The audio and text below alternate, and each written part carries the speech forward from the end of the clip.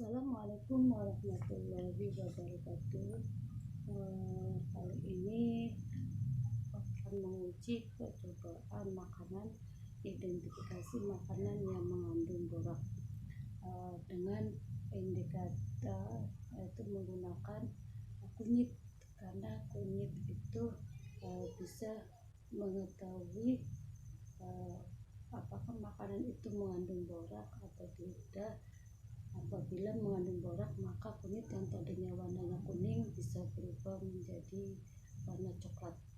Alat-alatnya yang digunakan untuk mengapakah makanan itu adalah ada parut, kemudian ada mangkok, ada gunting, ada ini kertas sari, kemudian ada tusuk gigi, dan ada penyaring. Bahannya ada kunyit, kemudian ada bakso, ada tempe, tahu, ada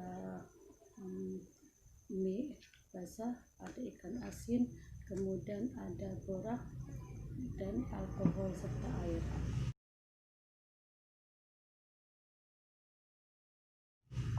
Bagaimana cara kerjanya, cara membuatnya? Yang pertama, kita parut kunyit terlebih dahulu dan ditambah dengan alkohol.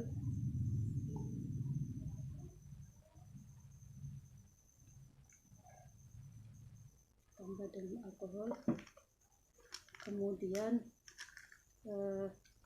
saya saring kunyit dari ampasnya.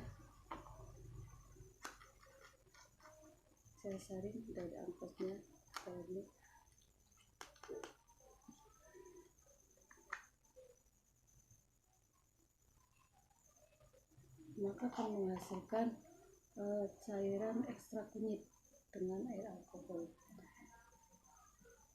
Kemudian masukkan kertas saring dan tusuk gigi ke dalam cairan kunyit tadi.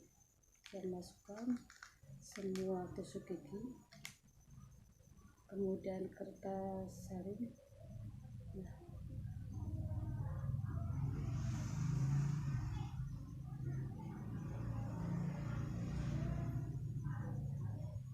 Kertas saring ini ternyata berwarna kuning karena kena air kunyit. Kemudian saya membuat pembandingnya, yaitu dengan cara larutkan borak.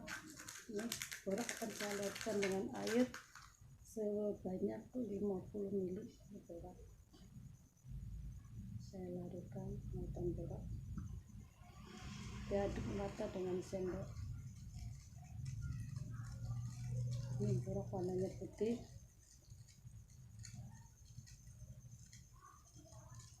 Nah, setelah dilarutkan, setelah borak larut, kemudian saya masukkan kertas yang kuning, kertas dari kurkuma.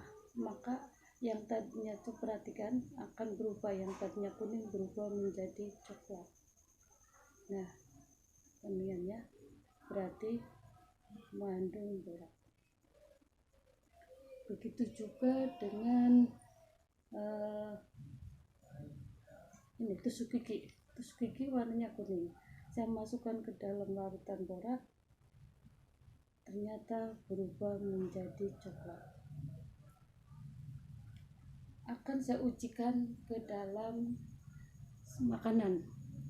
Ada mie, kemudian ada ikan basah, ada bakso, ada tempe, ada tahu. Nah, semuanya akan saya kasih air dulu.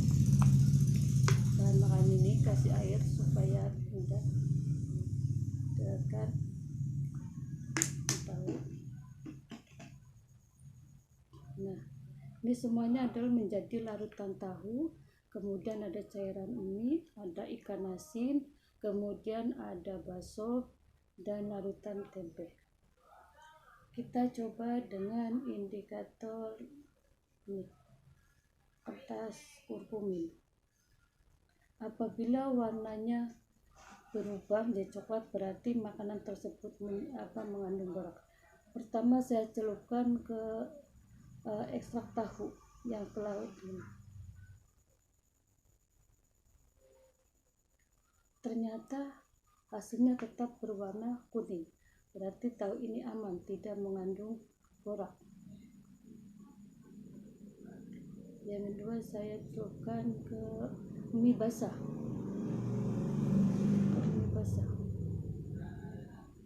Ternyata juga masih tetap berwarna kuning. Yang ketiga akan saya celupkan ke tempe. Kemudian ikan asin, ini air ikan asin, saya kasih air ikan asin, alligator, antasari. Ternyata warnanya tetap kuning.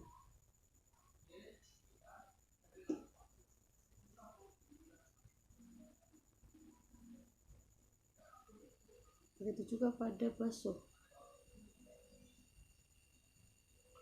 Pada bakso tetap berwarna kuning. Berarti semuanya aman, tidak ada makanan di ini yang mengandung borak karena warnanya tetap kuning.